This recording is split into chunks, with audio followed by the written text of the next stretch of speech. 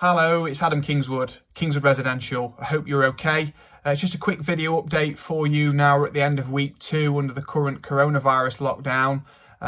Just a quick video to update you as our landlords and for any other landlords that are interested in getting the latest information regarding the private rental sector right now. So since our last video update, which was a week ago, Friday the 27th of March, our team is still all working remotely, but of course we're still contactable in the same way via telephone or email if you need to contact us. So do so in the normal way if we can help in any way. And whilst our office is closed and we're not doing face-to-face appointments, we're trying to keep as much continuity going as we can and operate in business as normal as we can. So since the last video, there has been a government guidance document released for landlords and tenants. I'll share a link to this document in the comments box below, but this document is quite lengthy and answers various questions and gives various pieces of advice regarding a lot of aspects of landlord and tenant activity, such as rent payment expectations, moving home advice, gas safety certificate requirements now, and repairs advice. So we're happy to answer any queries you might have regarding this document. As I said, I will share it below. One of the points, as I just mentioned, is moving home.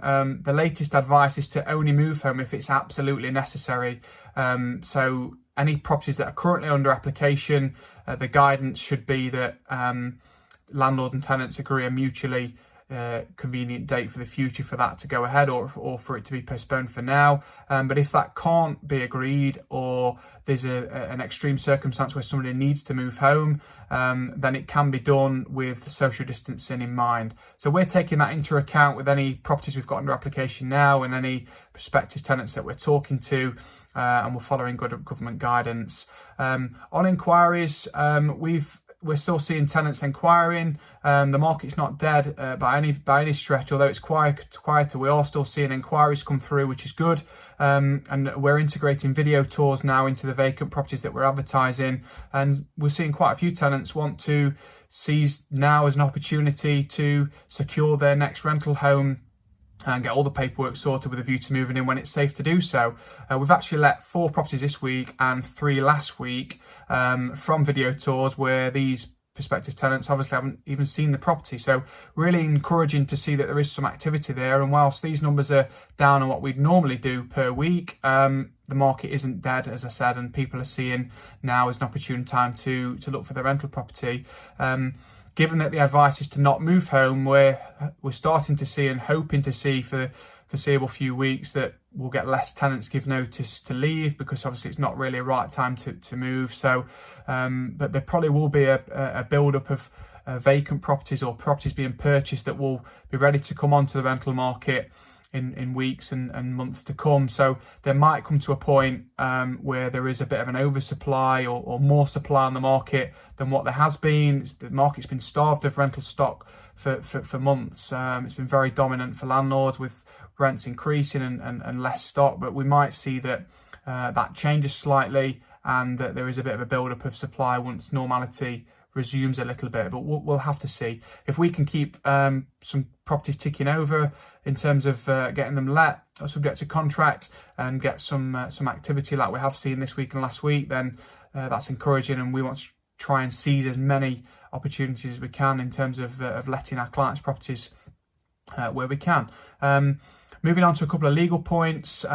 This week there has been a new Section 21 and Section 8 prescribed format notice released by the government. So any landlord wanting to serve notice on their tenant, you must make sure you use the correct latest document when doing so.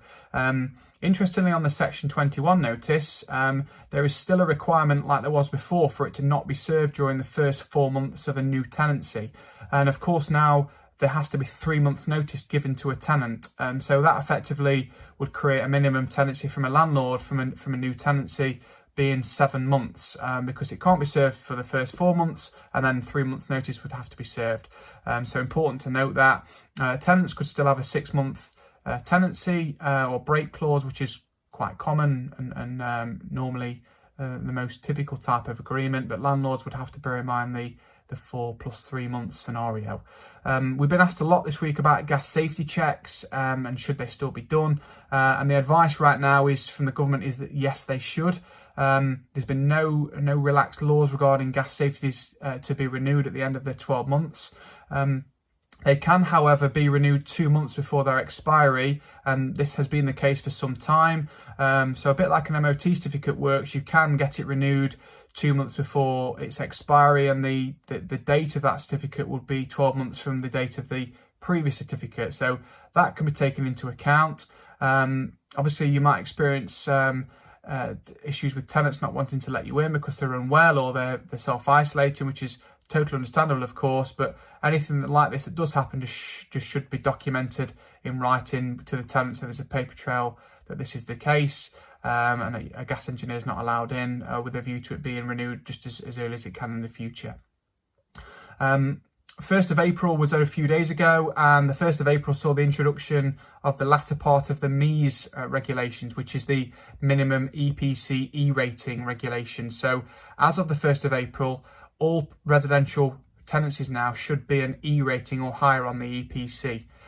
This might have been missed with everything that's going on, but any old F or G rated EPC properties where tenants might have been in for some time, these should now be an E. So if you've got any landlords that have got their own properties that forgot to renew the EPC, then this should be done, because it's now illegal for any tenancy to be an F or G, irrespective of when the tenant moved in. So really important that law is complied with.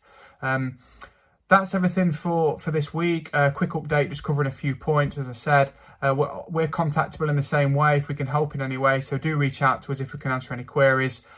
Most importantly, stay safe and hope you keep well. Until next time, speak to you soon.